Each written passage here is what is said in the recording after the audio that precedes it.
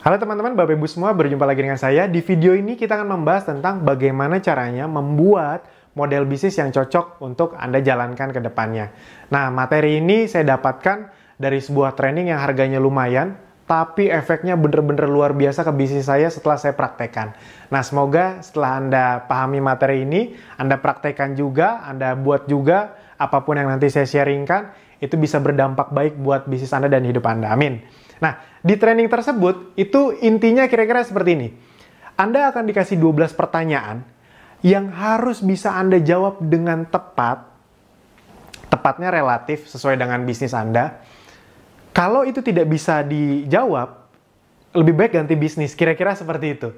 Itu dia. Karena kalau tidak bisa dijawab, berarti bisnisnya tidak scalable. Tidak bisa dibesarkan, gitu, tidak bisa diledakkan. Nah, yang akan saya sharingkan adalah 5 pertanyaan yang menurut saya ini sangat penting khususnya untuk Anda orang baru. Jadi saya ambil yang bagian kalau Anda baru bangun bisnis atau sudah pernah bisnis namun gagal. Nah mungkin ada 5 di antara 12 ini yang miss Anda jalankan. Nah yang pertama adalah what is the problem?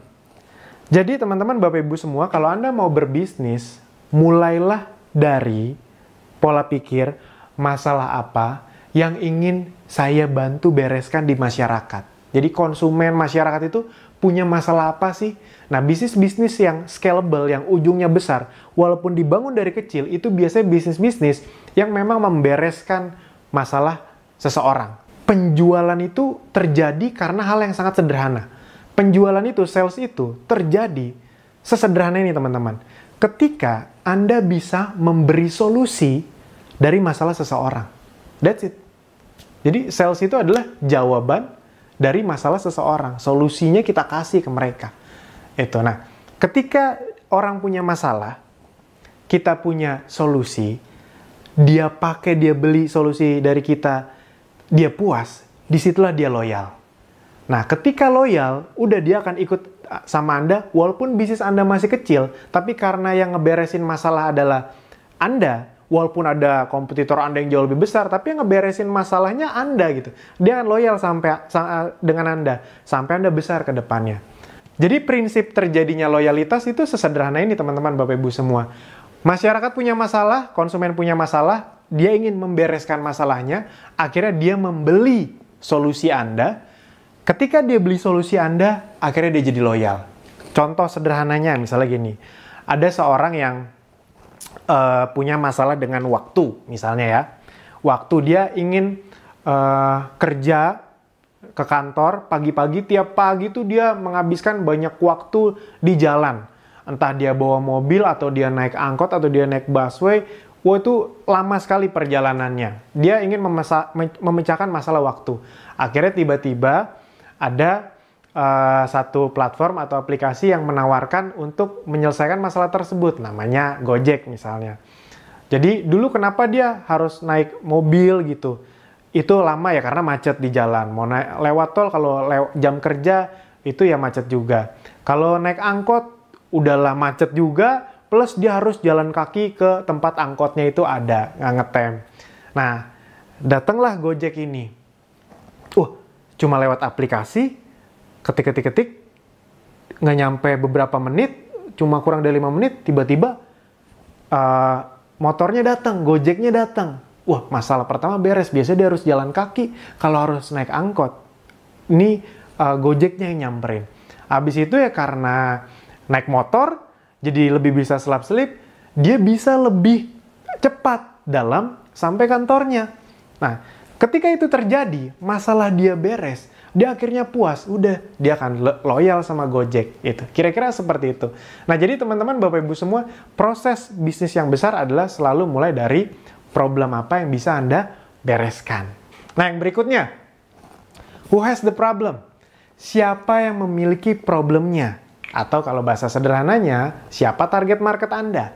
Biasanya kalau orang baru bisnis, termasuk saya dulu, kalau ditanya target marketnya siapa? Jawabannya, wah semuanya, semua bisa jadi target market kita. Itu dia.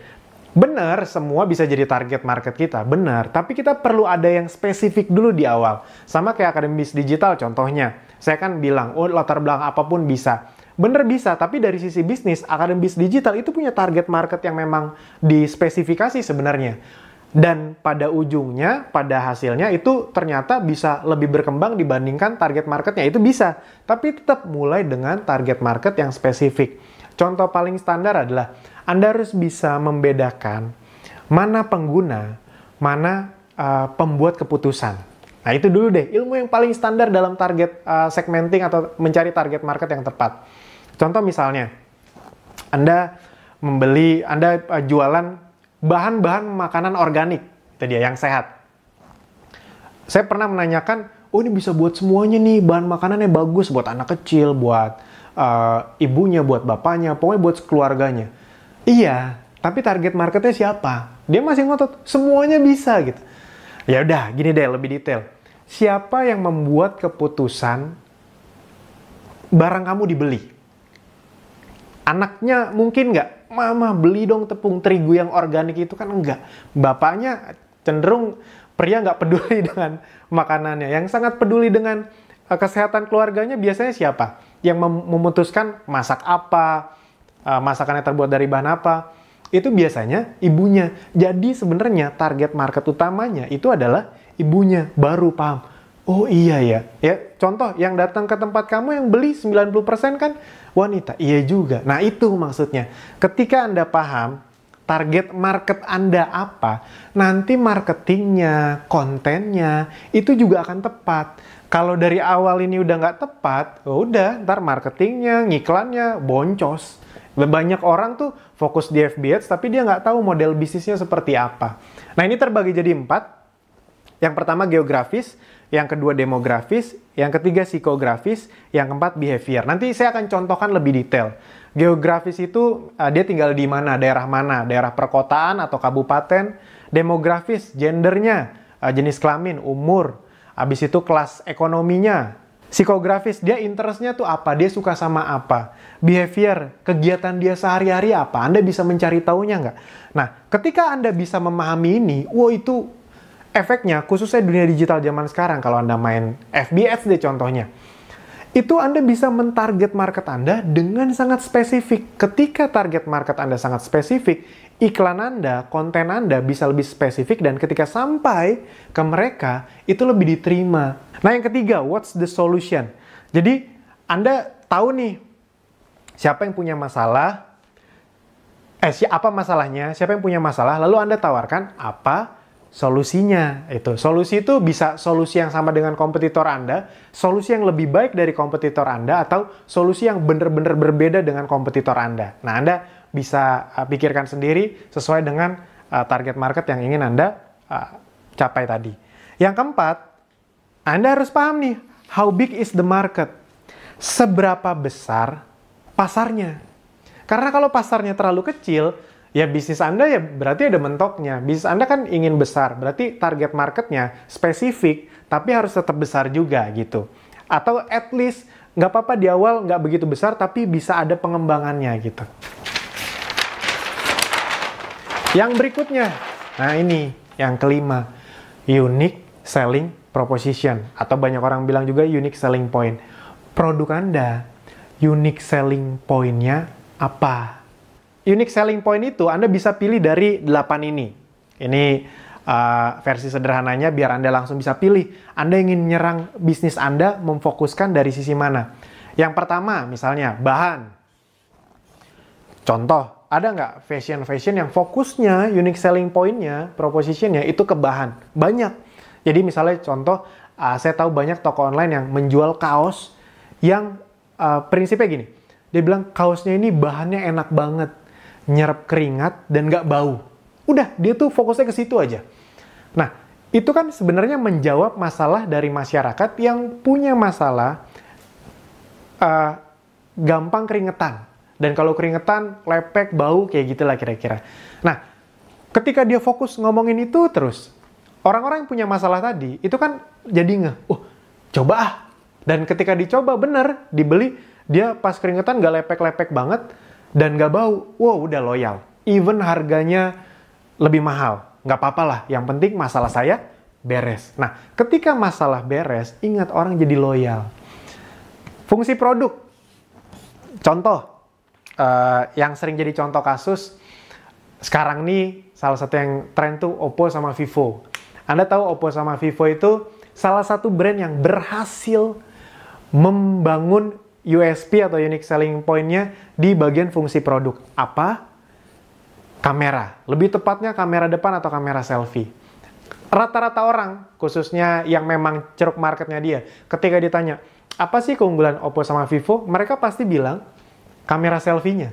Karena memang Oppo sama Vivo itu terus-terusan mengkampanyekan tentang selfie expert. Itu dia, Anda akan, pokoknya Oppo Vivo tuh selfie expert. Kenapa? Karena dia tahu problem dari masyarakat kelas menengah atau menengah ke bawah adalah mereka juga ingin eksis, tapi masalahnya kamera-kamera dengan handphone-handphone dengan kamera yang bagus itu harganya lumayan-lumayan.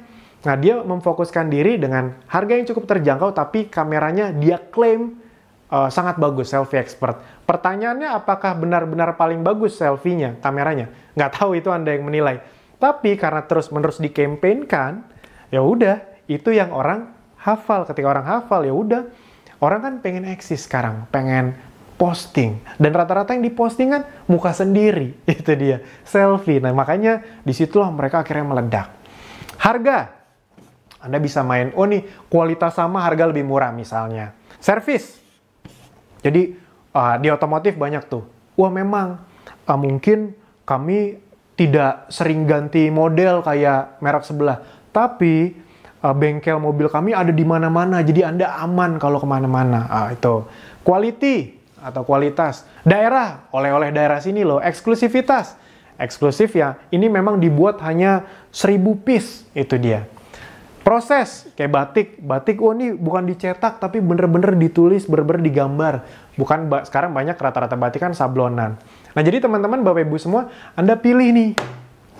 Anda mau yang mana? Itu penting sekali untuk Anda kuasai. Nah, sekarang saya akan contohkan, seperti janji saya tadi, agar Anda lebih mudah memahami, saya akan contohkan dari salah satu produk yang diajak kerjasama oleh Akademi Bisnis Digital. Buat Anda yang belum tahu, sekali lagi saya jelaskan, Akademi Bisnis Digital adalah tempat untuk belajar bangun bisnis di internet. Buat Anda yang sudah punya produk ataupun belum punya produk, bisa. Nah, karena banyak yang belum punya produk, jadi kami juga bantu sediakan produknya, dan kami hanya bekerja sama dengan produk-produk non-MLM. Jadi nanti dijelaskan di video berikutnya, bukan karena kami negatif dengan MLM, bukan, tapi karena memang model bisnis kami agar bisa membuat orang yang baru belajar itu langsung bisa dapat duit lumayan besar gitu dia. Bisa lah dapat bulan pertama 3-5 jutaan, karena kan orang baru itu kan nggak mikir yang muluk-muluk, yang puluhan juta, ratusan juta, nggak. Mereka yang penting belajar. Belajar aja tuh udah untung buat mereka, apalagi kalau belajar dapat duit, nggak usah 3-5 juta, 1-2 juta aja udah senang. Nah, jadi memang kami mencari bisnis atau produk yang punya USP yang bagus, nanti ini saya jelaskan, dan punya sistem bisnis yang reseller berlisensi, distributor, agen, atau reseller. Karena biasanya bisnis model seperti itu cashback-nya besar buat reseller. Jadi kami mencari bisnis model yang seperti itu. Nah, salah satu yang kerjasama dengan kami yang sedang kita fokuskan adalah produk bermerek yang namanya Essenzo. Mungkin ada di antara Anda yang sudah tahu. Nah, itu yang akan saya bahas. Sekalian promosi, boleh dong, itu dia. Nah, jadi apa masalahnya? Ini saya jelaskan, saya beri contoh agar nanti Anda bisa contohkan. Kalau Anda sudah punya produk sendiri, Anda bikin semua ini. Kalau Anda lagi nyari produk, Anda bisa cari produk dengan referensi yang lain dengan hal yang saya contohkan ini. Yang pertama adalah what is the problem? Kalau Essenzo adalah ingin memenuhi kebutuhan dari masalah masyarakat yang ingin hidup lebih sehat, namun tidak ingin ribet. Orang tuh prinsipnya ingin hidup lebih sehat, tapi males yang ribet-ribet. Nah, rata-rata kan kalau kita ngomong dengan segala sesuatu yang kesehatan, di otak masyarakat itu kan adalah sesuatu yang jadi lebih ribet. Harus olahraga lah, harus minum suplemen yang harus diminum lah, kan itu sering lupa apa segala macam. Jadi cenderung lebih ribet. Habis itu harus bawa air kemana-mana kan jadi lebih rumit, kira-kira seperti itu. Nah, Essenzo menawarkan satu produk yang luar biasa berupa essential oil yang itu sangat praktis sekali penggunaannya. Efeknya untuk kesehatan sangat luar biasa. Itu tidak usah saya bahas di sini, tapi saya hanya ngebahas menjawab masalah dari masyarakat yang nggak pengen ribet. Karena essential oil dari Essenzo, cara pemakaiannya hanya dioles dan dihirup. Oh, itu sangat luar biasa sekali efeknya. Contoh misalnya kalau Anda sakit gigi itu pakai ginger, ekstrak dari ginger. Itu hanya 1 tetes Anda oles, 1-2 tetes Anda oles di bagian yang sakit, dari luar ya, bukan dari dalam ya. Di kumur juga bisa, tapi biasanya dioles 1-2 tetes saja. Itu banyak sekali testimoni yang bilang 5-10 menit sakit giginya hilang. Anda kebayang nggak? Cuma dioles atau dihirup. Itu karena itu bener-bener ekstrak konsentrat tinggi dari satu tumbuh-tumbuhan. 100% alami. Nah, jadi teman-teman, Bapak Ibu semua, itulah yang dijawab oleh Essenzo. Yang kedua, who has the problem? Nah, ini kita waktu itu sengaja ngambil satu produk yang memang ceruk marketnya adalah yang saya sebutkan ini. Yang pertama adalah ibu rumah tangga. Jadi biasanya dia orang yang sudah menikah. Kalau bisa dikhususkan lagi yang punya anak umur 5-10 tahun. 12 bulan sampai 10 tahun. Dan umur dari ibu rumah tangga tersebut, umurnya itu 27 sampai 45 tahun. Biasanya umur-umur segitu sudah mulai punya anak. Habis itu pekerjaannya apa ibu rumah tangga? Kelas perekonomiannya C, B, atau A. Tinggalnya di mana? Di perkotaan atau kota kelas 1. Psikografisnya, interestnya apa? Interestnya adalah orang-orang yang memang suka dengan hidup sehat, herbal minded, jadi suka dengan organik yang alami, karena essential oil dari Essenzo itu 100% alami, healthy lifestyle, dan behaviornya adalah orang-orang yang suka menggunakan sosmed. Jadi kami bisa menyerangnya, ibarat kata mentarget market-market tersebut dari sosmed. Yang ketiga, what is the solution? Ya tadi, orang ingin lebih sehat, tapi malas ribet. Ya, essential oil, produk alami 100% dan sangat praktis. Sangat praktis, dihirup, atau dioles 1-2 tetes. Apa coba yang lebih praktis dari itu? Produk apa coba?